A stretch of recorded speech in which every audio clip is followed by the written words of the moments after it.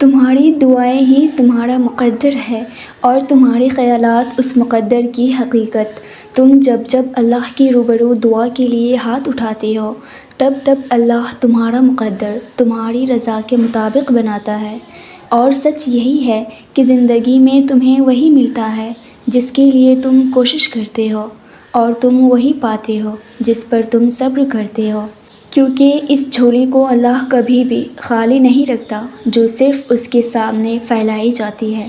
بس مسئلہ یہ ہے کہ تم ذرا سا انتظار کرتے ہو اور تھک جاتے ہو، پھر خود ہی یہ گمان کر بیٹھتے ہو کہ دعائیں تو قبول نہیں ہوتی، یا اب بہت دیر ہو گئی ہے اور کچھ بدل نہیں سکتا۔ حالانکہ وہ رب تو اپنے کام میں دیر سویر ہونے ہی نہیں دیتا۔ جو تمہیں دیری لگ رہا ہے وہ دراصل اس کی حکمت ہوتی ہے، اور جو بھی تمہیں ملتا ہے اپنے اور صحیح وقت پر ہی ملتا ہے۔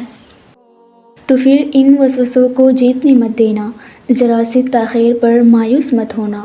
حالات کتنی ہی کیوں نہ مشکل ہو جائے، تم دعا کرنا کبھی مت چھوڑنا، کیونکہ ان کا فقط ایک کن ہی تمہارا صدیوں کا کام لمحوں میں کر سکتا ہے، اور جو دعا کا خیال تمہارے دل میں لا سکتا ہے وہ اس خیال کو تمہارا مقدر بنانے پر بھی قادر ہے۔ دعا کی توفیق ہی قبولیت کی سب سے بڑی دلیل ہوتی ہے، جسے کوئی رد نہیں کر سکتا، یہاں تک کہ تمہارا نصیب بھی نہیں۔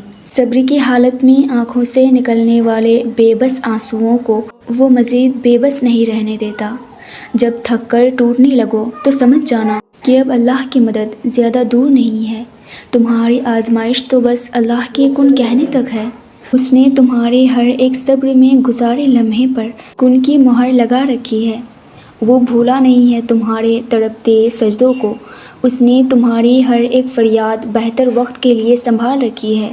وہ راضی ہے تمہارے ہر ایک سجدے پر، تمہاری چاہ پر، اسی لیے وہ دعا کا خیال تمہارے دل سے نہیں نکال رہا۔ جس نے اب تک تمہارے ٹوٹے ہوئے دل کو سنبھال رکھا ہے، یقین رکھو اس کے الرحمن اور القادر ہونے پر نصیب میں رد و بدل کرنا تمہارے رب کو خوب آتا ہے۔